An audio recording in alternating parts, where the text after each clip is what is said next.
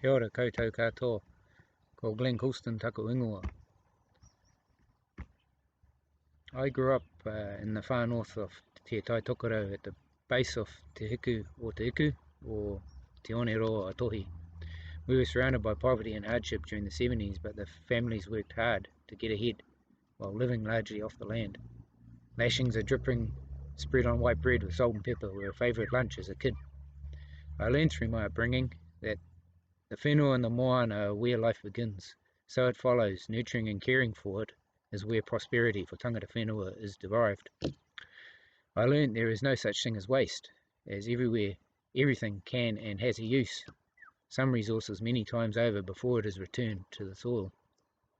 This led me on a pathway that had me working for the Department of Conservation for 20 years, from Tongariro to Hawke's Bay and back to Maturanga Waiwai and Te Taitokoro. I decided I needed to step from beyond the apron strings of the government job security I had and into the world focused on growing environmental protection and beyond just what the taxpayer's budget can afford to achieve on its own. 6 years ago, my partner and I established a company called Goodwood Aotearoa Limited. We now employ 9 staff and subcontract in around 16 other people working in restoration and pest control and working across the private and the public sector. Through my mahi, I've been privileged to become upskilled in imparting my knowledge and skills to others, including adult learning and assessing in biodiversity and conservation work.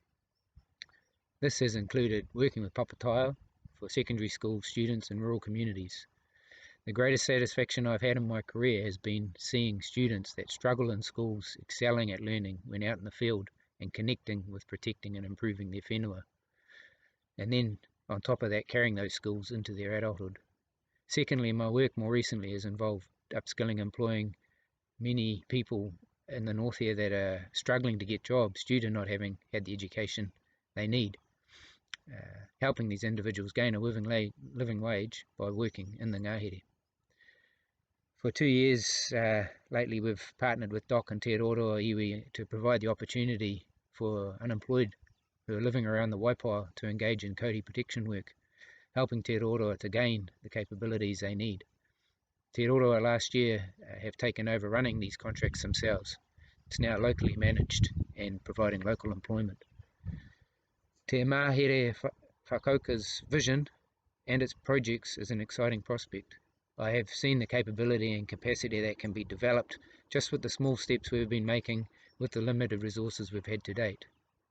I can see the potential for growth and expansion of existing hapu-based models to empower and grow regional prosperity through social enterprise.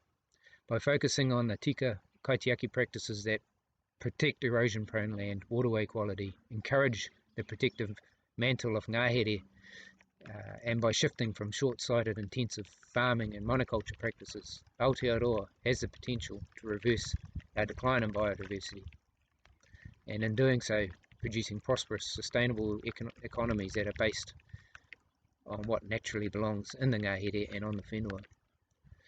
Our ability to sequester carbon, improve water quality, build natural capital and biodiversity, and then sustainably yield products from these, such as our essential oils and medicines, high-grade honey, other resources from our forests. This is very real. But to achieve this, it requires empowering the people and giving them the opportunity to upskill and develop the enterprise models that are sustainable within the regions. Te Mahere Whakauka has the potential to realise this on a macro scale for Aotearoa. Nō reira, e tēnā koutou, kia ora tātou katoa.